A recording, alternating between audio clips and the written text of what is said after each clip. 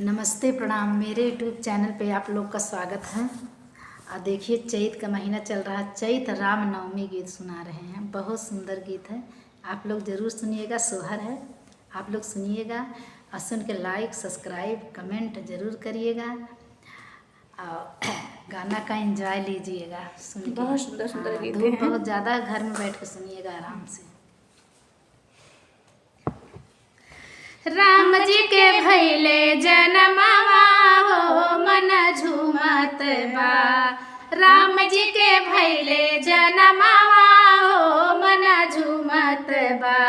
नवमी तिथि के महीनावा हो मन झूमत बा। नवमी तिथि के महीनावा हो मन झूमत बा। राम जी के भैले जनमवा हो मन झूमत बा। राम जी के भैले जनमवा हो मन झूमत बा।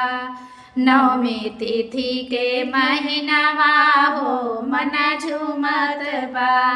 नवमी तिथि के महीनावा हो मन झूमत बा।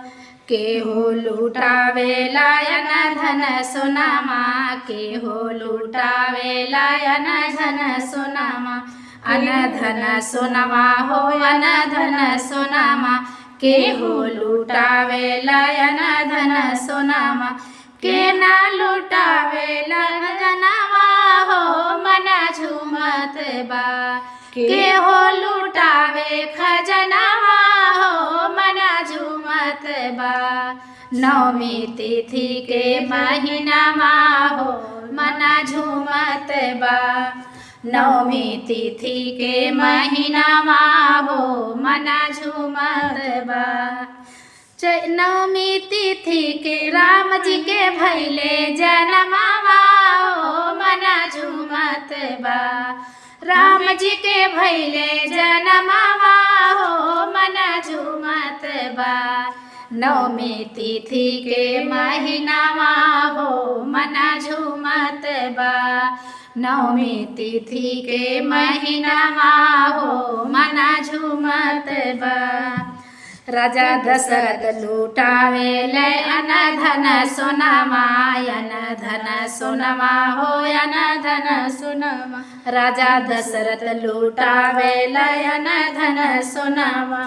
कौशल्या लुटावे खजनावा हो मन झूमत बा। कौशल्या लुटावे खजनावा हो मन झूमत बा। नवमी तिथि के महीनावा हो मन झूमत बा। नवमी तिथि के महीनावा हो मन झूमत बा। बड़ा तपा कैले त भैले ललनवा। भैले ललनवा हो भैले ललनवा। बड़ा तपा कैली त भैले ललनवा। होई गईले पूरा सपनावा हो मन झूमत बा। होई गईले पूरा सपनावा हो मन झूमत बा। नवमी तिथि के महीनावा हो मन झूमत बा। नवमी तिथि के महीनावा हो मन झूमत बा। माई निहारेली राम जी के मुहावा। राम जी के मुहवा हो राम जी के मुहावा। माई निहारेली राम जी के मुहावा। राम जी के मुहवा है बबुआ के मुहावा। देखी जोड़ायल सनवा हो मन झूमत बा। देखी जुड़ायल नयनवा हो मन झूमत बा। नवमी तिथि के महीनावा हो मन झूमत बा। नवमी तिथि के महीनावा हो मन झूमत बा।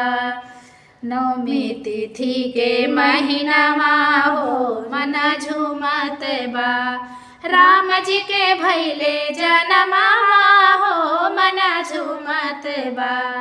राम जी के भैले जनमवा हो मन झूमत बा।